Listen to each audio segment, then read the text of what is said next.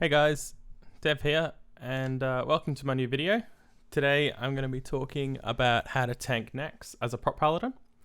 So in the pre-patch, there's going to be a lot more pallies tanking, and I want to make sure that you guys know what you need to know so that you can have a successful raid. So I've been tanking Naxx basically the entire time it's been out on my prop paladin in some degree, fitting myself in and tanking the bosses where I can. So I just want to share that info with you guys, and hopefully you can have some fun on your paladin in the pre-patch. Okay, so let's talk about where you're best situated in Naxx.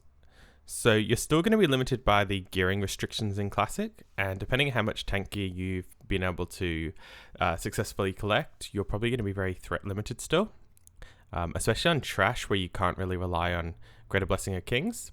Obviously that does get better in TBC, but we've also got the Taunt available, and mana concerns will be less of a problem with Spiritual Attunement. Also going to have that extra stam, a little bit of expertise, which is all going to help out.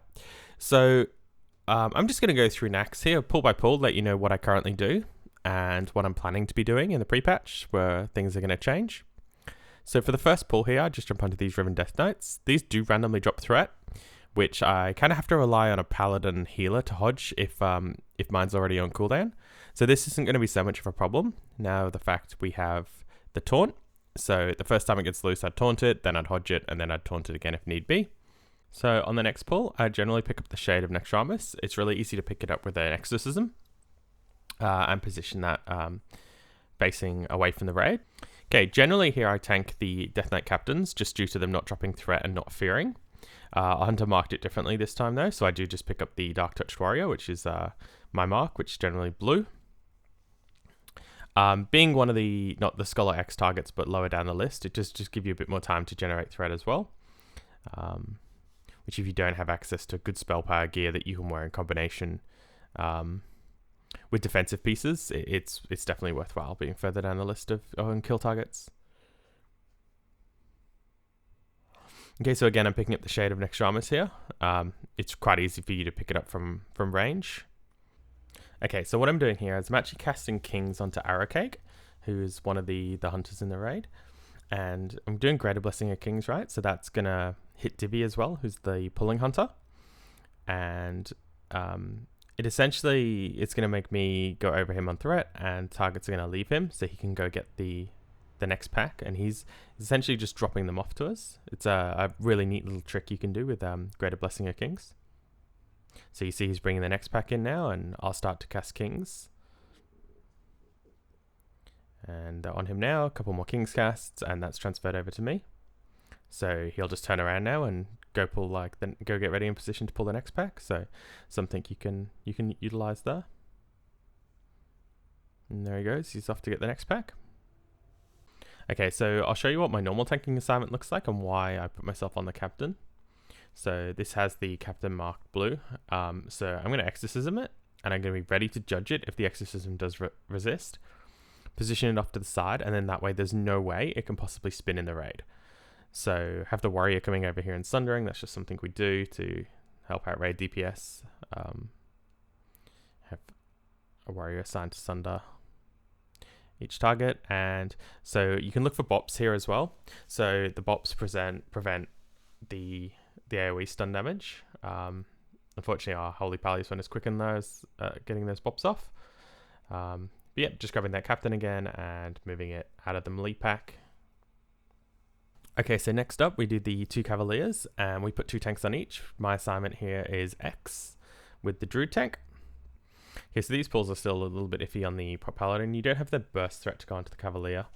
You just can't sustain the threat of everybody just nuking it. So you have to put yourself on blue.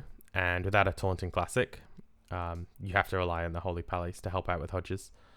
So do what you can. It's not so much of a problem on the pre-patch, so you're fine tanking one of the small guys. You have the Taunt to bring it back to you after its threat drop. Alright, so now we get to the first boss, which is Instructor Vesuvius. And to be quite honest with you, in Classic, you are relatively useless here. The lack of any Taunt makes you not able to really contribute towards tanking the encounter. So right now I myself, and I DPS the boss. So if your raid does not give you a tank target here, or does not let you tank something, you need to max rank Holy Light yourself until you're and then spam Flash of Light to get rid of all that mana because of the mana drain, and that allows you to basically stay in. Okay, so what I do is I wait for the priest to be casting Mind Control, and when he's about 75% of the way through, I actually bop him. And that just gives him a little bit of extra security that he's not going to get clapped by any of the ads if the tanks don't pick their targets up or whatever goes wrong. So in the pre-patch, I will be tanking one of the ads, and that just frees the warrior up to come and DPS the boss. So he's obviously going to do a lot more DPS on the boss than you are, and doesn't have to do it completely. Right now, this is what I do. I literally just hit the boss and keep the Thunder Fury debuff up. Okay, moving over to Construct Wing. My target again is blue. It's blue for most of the raid. I'm on the 3rd kill target here.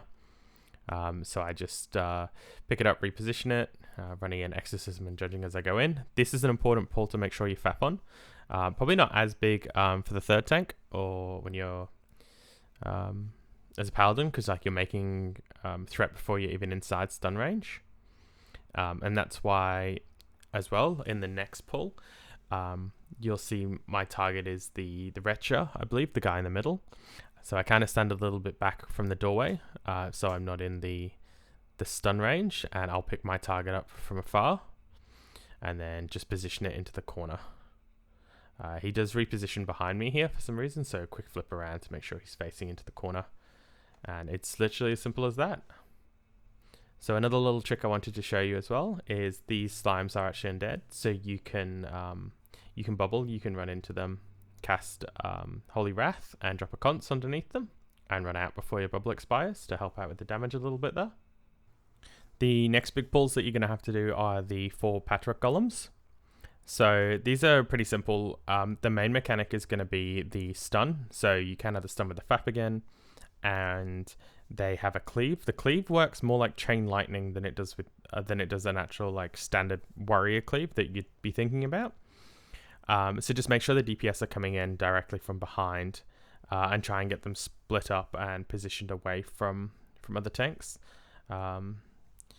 I generally recommend DPS not coming in on them straight away, but obviously you're already running Nax and they should know that. So it looks like I didn't actually blow my FAP here, but since I'm further down the line, it's not too much of an issue. I'll have plenty of threat by the time the DPS arrive. The other pull I want to show you in this room is these big AoE packs. Now, if you launch a Holy Water at them, Holy Water scales with Righteous Fury, so you're going to get Holy Water plus spell damage times our Righteous Fury. I'm actually unsure if that changes in the pre-patch, but it's still a great consumable. So just throw a Holy Water at these and you'll have excellent damage, hanging with the top DPS and 7th damage. Okay, Patchwork is... you have 2 choices here. You either, if you don't have the gear to soak the Hatefuls, which should be a lot easier as well in the pre-patch, you do need to sit down and do some maths to figure out if you've got the effective health pool for that. So you need to be able to take a swing for 29,900. So have a look at your armor value, calculate all the armor buffs and health buffs that you're going to get. Take the remainder of your armor, so say your armor is reducing 70 damage, have a look what 30% of 29,900 is, and that'll tell you if you can survive worst case scenario or not. If you can't, I'd suggest main tanking him. You're going to have a much easier time main tanking, and as well the warriors are going to be in full mitigation gear, which is also going to make your life staying above them on threat a lot easier. This Patchwork kill is from my rank 1 pass, so I was playing very offensively. This is probably not your best rotation. I was just literally going for as much damage as I can pump while tanking him. Okay, once Patchwork's dead, you've got to do the trash in Grob's room. So these have a knock up, and they drop threat when they knock you up. So what we do is we put 2 tanks on each. I tank X with the Burr tank here, with Wispin. We tank them underneath the alcove, so people don't get knocked up too high So that's how we do those ones. As for Grabulus himself, I have main tanked this before. There are some weird interactions with how King splits, so I ended up giving this to the warrior tank as we got more geared and DPS were just putting out more and more threat. The one thing with the King's threat in Classic is it's always been constant, ever since Phase 1 up till now. Gear doesn't really help your threat per second, it just makes you able to cast for longer. So a good position to be in here is actually picking up the Fallout Slimes. You're probably the lowest DPS tank at this point, so you're a really good candidate to tank the Fallout Slimes. Just hold them in the raid so they can be cleaved down. Moving on to Gloth. So depending on what your guild is currently doing, you may have mages and warriors set up to maybe even hunters to do some kite strat. Prot Paladin is just amazing at this. You can actually do it with any Paladin really, but healer Paladins obviously are healing, so I'm just getting a little damage in on the boss here, but as the first zombies spawn, I move towards the back of the room, start casting Kings on myself, and that's making enough threat on the zombies to keep them off the healers. Shifty Bub's running with me here, is spec'd into Piercing Howl, and he's just going to run with me and continually Piercing Howl onto the zombies. Just makes it really easy to kite them. I would recommend a movement speed Zanza. I did just run out of time to pick one up on this attempt here. But the movement speed Zanza makes this even easier. I'm not sure if it's nerfed in pre-patch. Get one of your mages to give you a sneaky Nova in the middle, just like that. And the fight is super simple. Boss is nearly dead. Okay, so onto Thaddius. So for the ads at the beginning, we use a Bird Druid for one side. If he gets parried or dodged on the pull, it can get real spicy with his threat. So what I normally do is I normally dump my all my holy damage in him, and then I let the druid pull off me. You're not actually suitable for main tanking these ads because one side has a mana burn.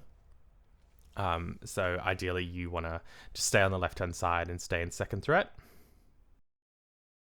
Hey, so once the ads are dead, we do the jump, and on the boss himself, I would recommend just wearing your damage gear, just as much stuff as you can, Hodge, Scrolls if you've got it, tier 2.5, something like that, just to get as much damage out as possible. You basically just play this encounter like a DPS. Okay, so heading into the Plague Wing now. I usually tank the last goal that's going to die, and a really cool trick here is you can stun the Enrage. So save your Hodge until they die, until they're enraged near the end of their life, and that'll really reduce the damage that you take and make healer's life a little bit easier.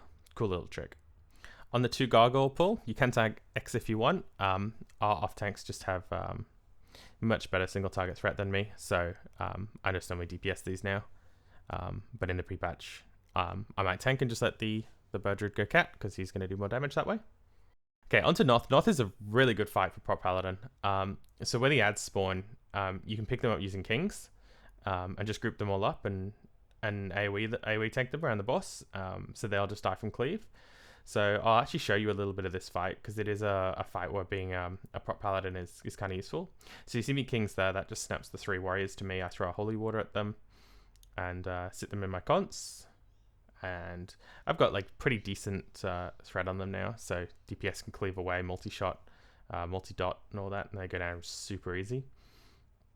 The other useful thing you can do is you do have really good burst threat, because of the threat wipe. You have that good snap threat. Like you, obviously it's not a huge amount, but sometimes it can be enough to get back off the mages. Depends, how big the ignite is and stuff. Also, bop is massive. I think I just bopped a mage there.